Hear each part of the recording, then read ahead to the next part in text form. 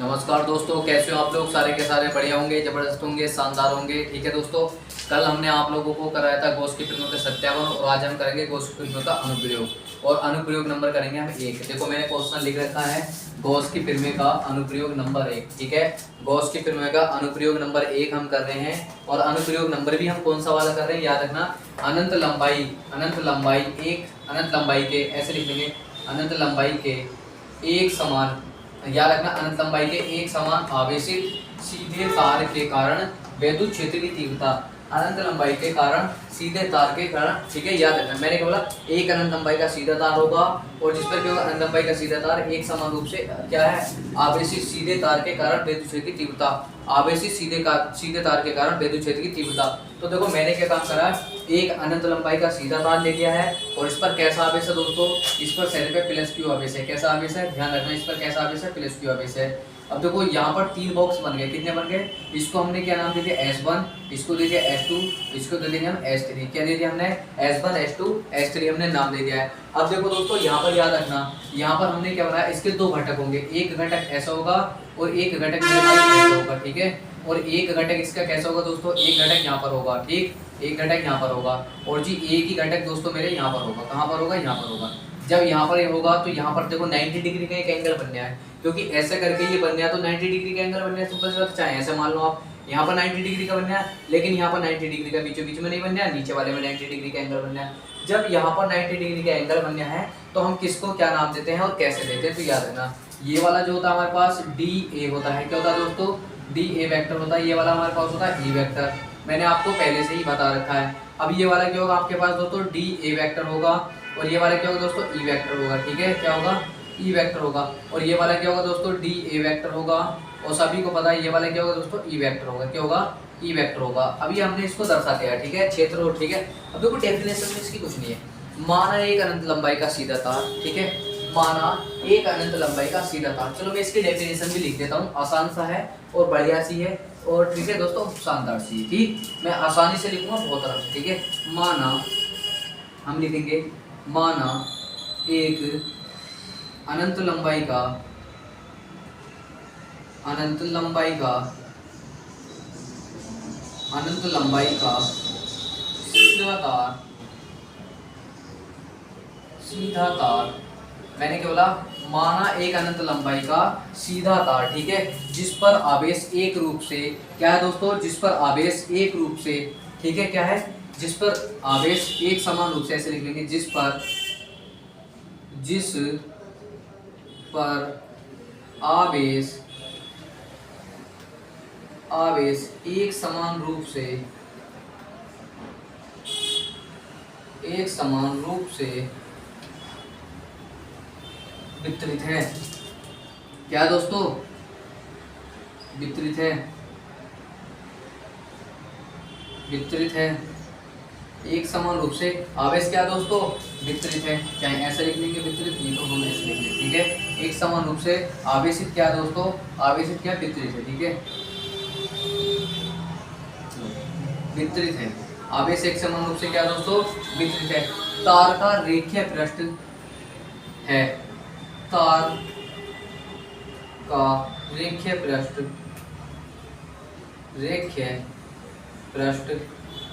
तार का रेखीय पृष्ठ, या ऐसे लिखेंगे, तार का रेखीय, मैंने क्या लिखा, तार का पृष्ठ की जगह हम तार का रेखीय आवेश घनत्व भी लिख सकते हैं। तार का रेखीय आवेश घनत्व, तार का रेखीय आवेश घनत्व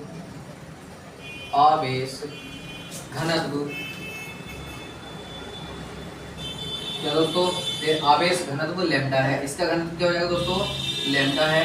इस बात को याद रखना है, क्या है, इसका आवेश क्या है, लैम्डा है। तार के निकट विद्युत क्षेत्र की तीव्रता, तार के निकट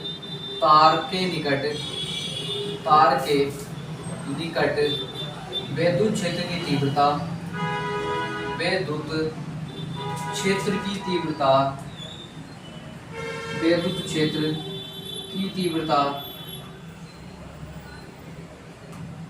विद्युत क्षेत्र की तीव्रता क्या करनी है दोस्तों, ज्ञात करनी है।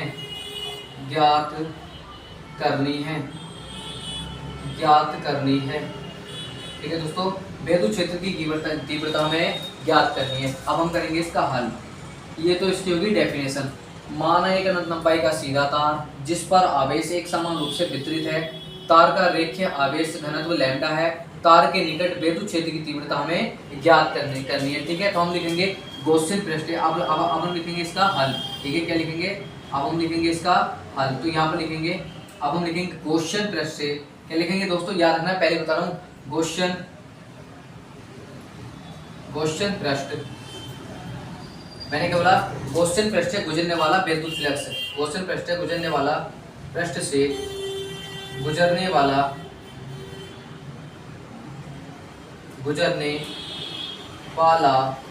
ठीक है, विद्युत फ्लक्स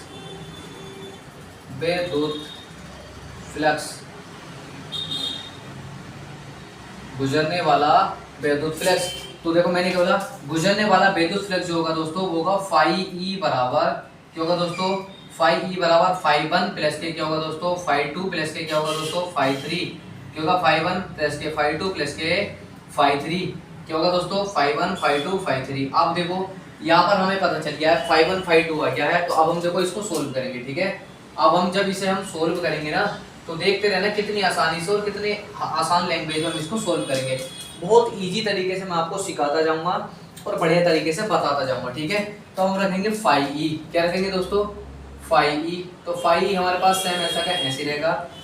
अब हम रखेंगे फाई 1 का मान। फाई 1 का मान कौन सा रहेगा? पहला फ्लक्स, द्वितीय फ्लक्स, तृतीय फ्लक्स, यानी कि तीनों के तीनों फ्लक्स हो जाएंगे। तो क्या लिखेंगे? डी ए वेक्टर, और फिर क्या आ जाएगा? D A vector, D A vector, D A vector. ठीक है, क्योंकि हम क्या काम करेंगे, हम जोड़ने के लिए करेंगे, जोड़ने के लिए। तो हम लिखेंगे दोस्तों समाकलन, हम लिखेंगे दोस्तों समाकलन वक्र। ठीक है, हम लिखेंगे क्या?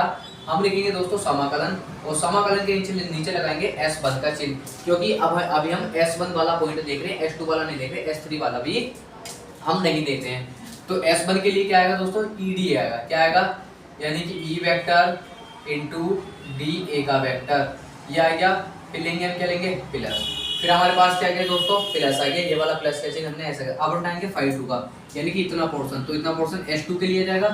तो समाकलन का चिन्ह लेंगे और यहाँ पर लिखेंगे हम दोस्तों S2। S2 में क्या जाएगा? ED आ जाएगा। इसके लिए क्या जाएगा दोस्तों? E वेक्टर, और यहाँ पे क्या जाएगा दोस्तों? DA का वेक्टर। क्या जाएगा? DA का वेक्टर, फिर प्लस आ जाएगा, फिर समाकलन आ जाएगा। अब हम लेंगे तीसरे वाले पॉइंट को। क्या लेंगे? तीसरे वाले पॉइंट को आ जाएगा S3। S3 में भी क्या आएगा? EDA वेक्टर आ जाएगा, यानी कि E का वेक्टर इंटू DA का वेक्टर। क्या आ जाएगा? इंटू DA का वेक्टर। अब हमारे पास ये भी आ गया है, ये भी आ गया है, ये भी आ गया। ठीक है, अब हमारे पास तीनों के तीनों आ गए हैं। मैंने आपको दोस्तों कल पहले ही बताया था, क्या बताया था? वेक्टर जो दर्शाता है वो सदिश रूप को दर्शाता है, मैंने आप लोगों से पहले ही बता रखा है।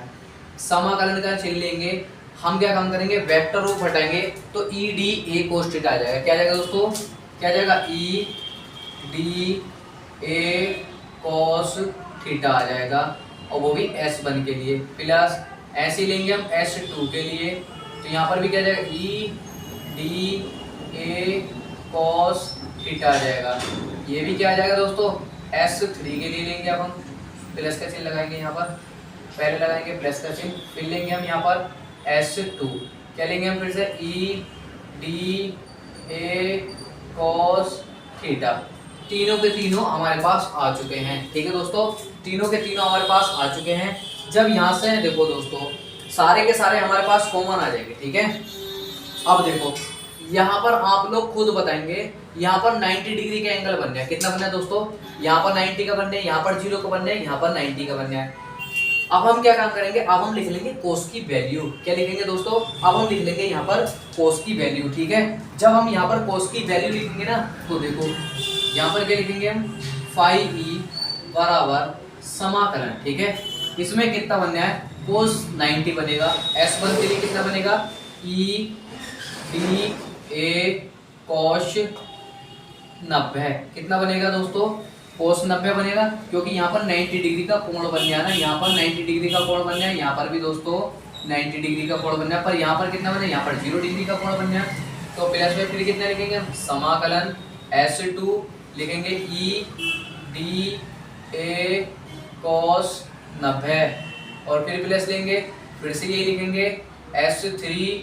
ठीक है, S3 EDA cos 90, अब देखो मेरे दोस्तों यहाँ पर आ गया वो, सॉरी एक के लिए 90 आ जाएगा, इसके लिए आएगा जीरो, कोस कितना आएगा दोस्तों जीरो, किसके लिए आएगा यहाँ पर, इसके लिए आएगा कोस जीरो, क्योंकि यहाँ पर 0 डिग्री का कोण बनना है, 0 एंगल कोण बनना है, यहाँ पर बनना है 90 डिग्री, ये भी 90 डिग्री, यहाँ पर बनना है 0। अब देखो दोस्तों कोस 90 की वैल्यू क्या होती है ये सभी को लगभग पता होगा, और कोस 0 की वैल्यू क्या होती है ये सभी को पता होगा। साइन 90 का मान 1 होगा तो कोस 90 का मान 0 होगा, ठीक है। साइन 90 का मान अगर 1 होगा तो ठीक है कोस 90 का मान 0 होगा, ठीक। और देखो साइन 0 का मान 1 होता है, ये सभी को पता है, तो साइन 0 का मान 0 होगा तो कोस 90 का मान 1 होगा। अब हमने क्या काम करा, यहाँ पर हमारे पास क्या लिया दोस्तों, हमने 5e ले लिया, क्या लिया हमने 5e ले लिया, और यहाँ पर हमने क्या काम करा, S1 के लिए क्या काम करा, EDA, और यहाँ पर हमारे पास क्या दोस्तों कोस 90 की वैल्यू क्या आ जाएगी 0, कोस 90 की वैल्यू क्या आ जाएगी दोस्तों 0 आ जाएगी, तो हम क्या काम करेंगे 0 ले लेंगे, यहाँ पर प्लस चल जाए, S2 के लिए लेंगे EDA कॉस कितना आ जाएगा, यहाँ पर कॉस 0 का मान होता है दोस्तों 1, और कॉस 0 का मान कितना आ जाएगा 1, तो यहाँ पर आ जाएगा 1, फिर लेंगे हम प्लस, फिर क्या काम करेंगे हम यहाँ पर आ जाएगा S3 में, फिर लिखेंगे EDA कॉस कितना लिखेंगे दोस्तों, कॉस लिखेंगे 0, क्योंकि कोस 90 का मान भी कितना हो जाएगा दोस्तों, कोस 90 का मान भी दोस्तों 0 हो जाएगा, कितना हो जाएगा 0।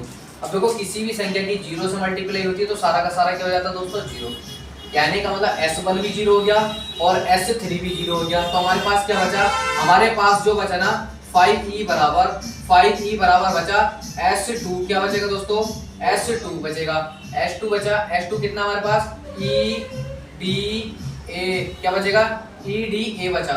अब यहाँ पर क्योंकि कोस अब हम 1 की मल्टीप्लाई करेंगे तो सब पर क्या हो जाएगा, यहाँ पर 1 बचेगा, क्या बचेगा दोस्तों 1 बचेगा।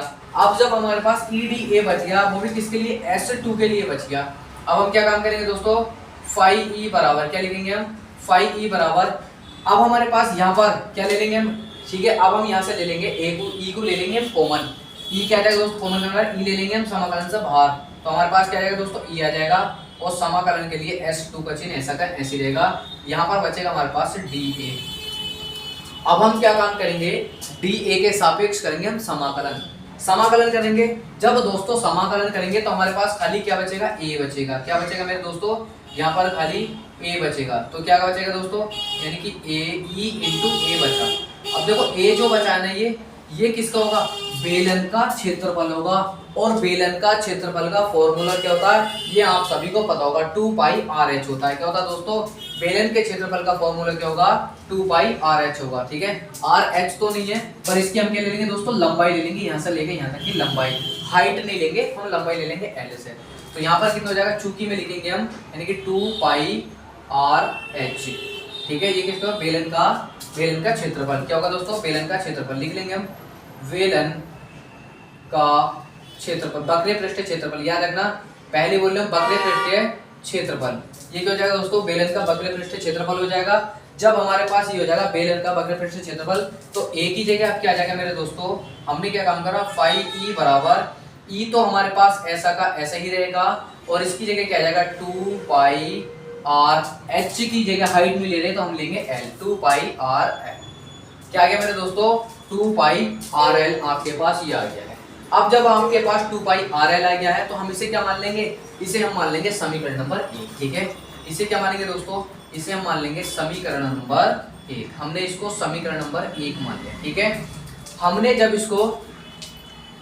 इसको समीकरण नंबर 1 मान लिया तो अब हम क्या लिखेंगे गॉस की प्रमेय से, किससे लिखेंगे दोस्तों गॉस की प्रमेय से, ठीक है, गॉस की प्रमेय से। मैंने क्या देखा दोस्तों गॉस की प्रमेय से, और गॉस की प्रमेय का फॉर्मूला क्या होता है वो सभी को पहले मैंने कल सिद्ध कराया था, क्या लिखा था 5e बराबर q upon epsilon not, 5e बराबर q अपॉन एप्सिलॉन नॉट, ये मैंने आप लोगों को सिद्ध कराया था। और ये समीकरण नंबर मान लेंगे हम इसको 2, ये समीकरण नंबर मान लेंगे हम इसको 2, ठीक है दोस्तों। हमने क्या माना इसको समीकरण नंबर मान लिया हमने 2। जब ये हमने समीकरण नंबर 2 मान ली तो हम क्या काम करेंगे दोस्तों, ठीक है। एक हमारे पास फॉर्मूला होता है, किसका होता है दोस्तों, होता है रेखीय आवेश घनत्व का, किसका, तथा रेखीय आवेश घनत्व से, तथा तथा रेखीय आवेश घनत्व से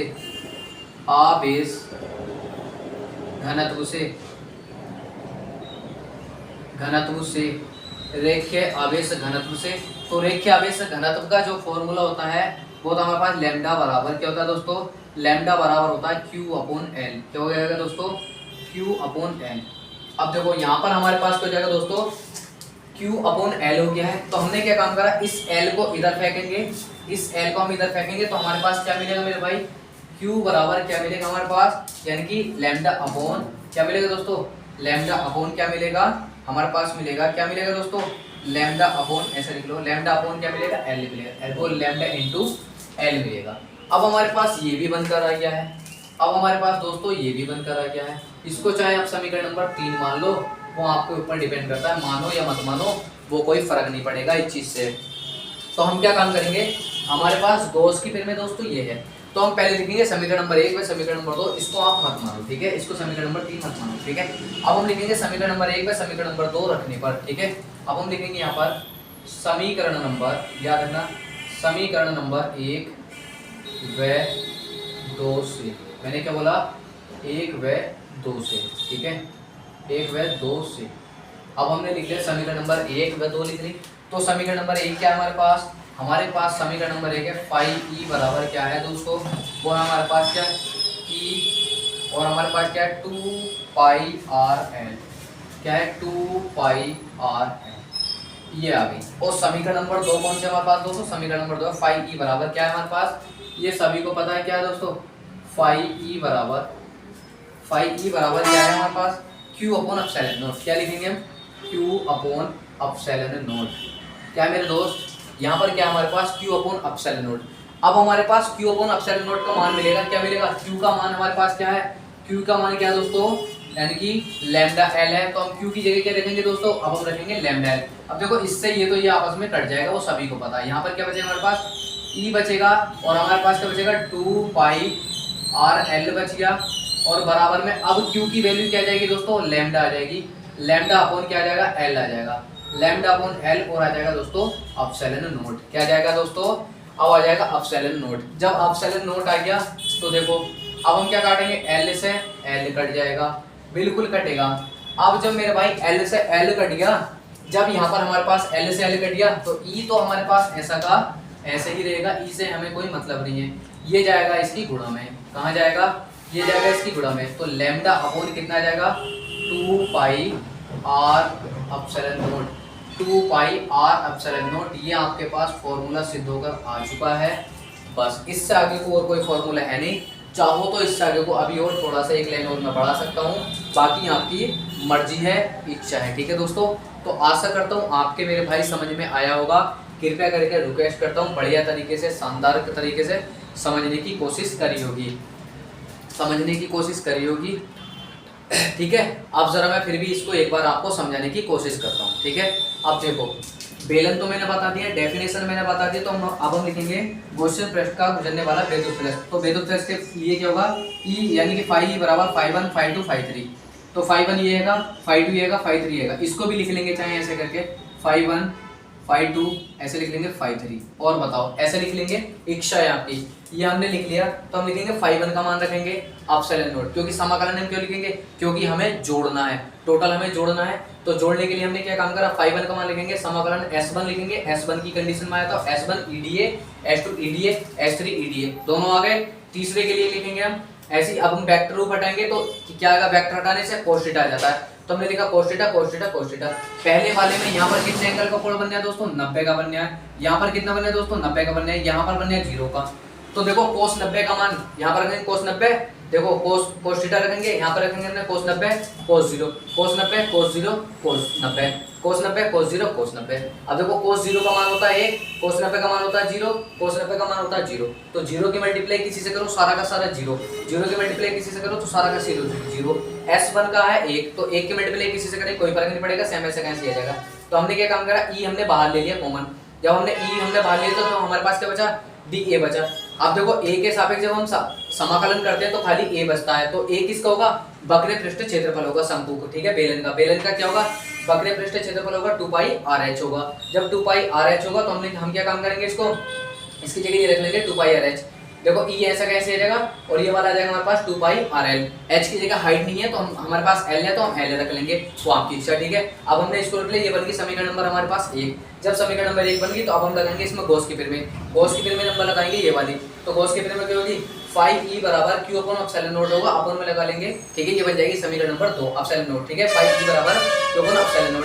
अब हमारे पास एक फार्मूला होता है रेखीय, किसका होता था, रेखीय आवेश घनत्व से। इसके बाद लगाएंगे तथा रेखीय आवेश घनत्व से, तो इसका फॉर्मूला होता है लैम्डा बराबर q अपॉन l होता है। इसकी मल्टीप्लाई इधर फेंकेंगे तो हमारे पास q बराबर क्या मिल जाएगा, लैम्डा इंटू l मिल जाएगा।